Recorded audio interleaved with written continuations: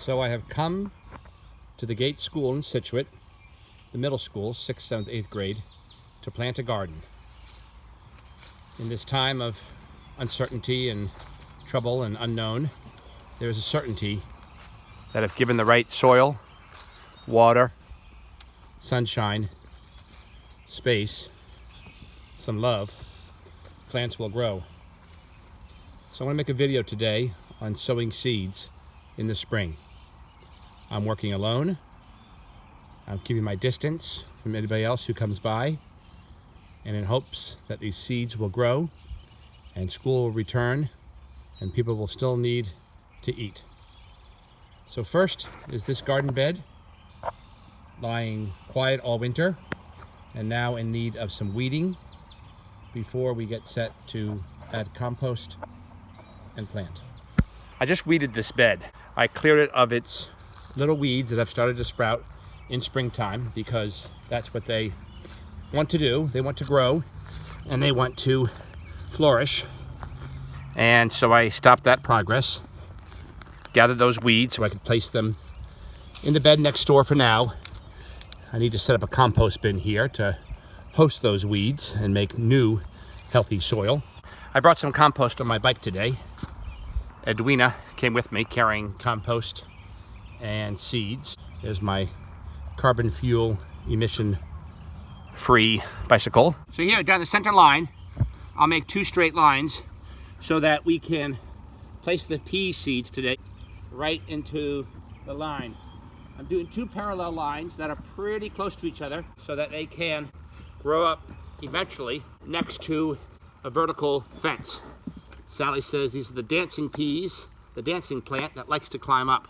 So as they germinate and as they sprout out of the ground, we'll place a fence down the center. But for right now, we'll start with our peas. Nice moist peas that have been soaking and have begun to sprout already. So that tells me they're really ready to go. I'm gonna place them in here about 1 inch apart so that they can have room to grow. As I said, they're mostly gonna grow up, and so they don't need too much room down below. Tomato plants, eggplants, peppers, they need about 18 inches between their friends because they take up a lot of root space. It's as if they have a little head start, these seeds, so they can be well on their way. I know it's March. I know we have some cold weather. We also have some longer days of light and some greater opportunities for growth, which is why hardy pea seeds ought to be able to come to fruition a little sooner. Looking at a June harvest so that they can grow. When we farm teachers had a chance to work at the garden at the farm, Holly Hill Farm in Cohasset, we did 2 rows on either side of the fence. Here I think just for today, we'll do 1 row on either side. Is every seed gonna grow? I'm not sure. There are no guarantees in life, especially now.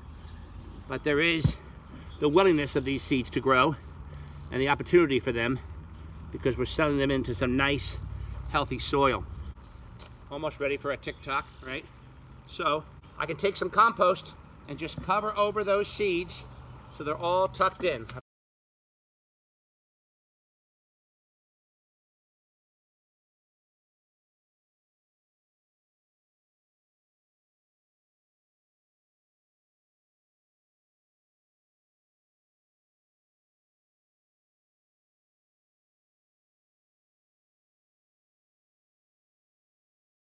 And we have 2 areas to the right and left of the middle lines, right? And that's ample planting space. And I have some other seeds that I thought would be nice to accompany the peas. Kale and some lettuce seed. Kale on one side and lettuce on the other. Let's see how that works. Small, tiny scarlet kale seeds from 2019. So they've lost a little bit of their viability.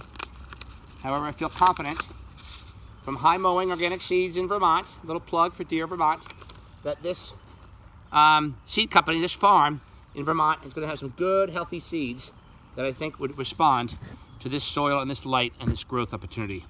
So I'm just going to sprinkle in, almost like broadcasting, broadcast news every night, telling us the horrors and the joys. I'm going to broadcast that kale right in there so that it will have a chance to germinate. Right? That word I used earlier, to really have a chance to grow. We're lucky here at Gates, we've got some good working soil. I normally would be working with Dory Reed and Jill Setteth's 6th graders, and hopefully talking about it with the 6th graders at the community garden, Mr. Mulder, across the way. But I'm really just going to add in that and sprinkle lightly. I don't know if you saw, the kale seeds are rather small, so there's no great need to really bury them deep at all. You want to go twice the depth. I'm just going to pack them in here and hope for ample growth. Lo and behold, I found a returning lettuce plant. Probably had gone to seed last year and set out new growth this year because seeds went to grow. So this is given a nice space and room for it. So that's some nice munchable lettuce that has regrown with these long bits of daylight. There's some returning kale over there, there's some garlic coming up. But today I'm just going to finish off this informational, helpful video during this time of quiet and solace, and a great chance to read how we can add seeds into our mix.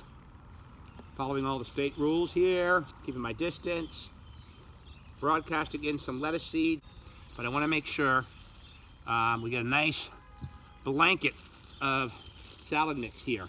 Spring is here, spring is happening amidst everything else. So on we must grow. Already, my watering can, and even though it's going to rain tomorrow, I'll take advantage of today to sow some seeds. And 2 signs to indicate crops growing.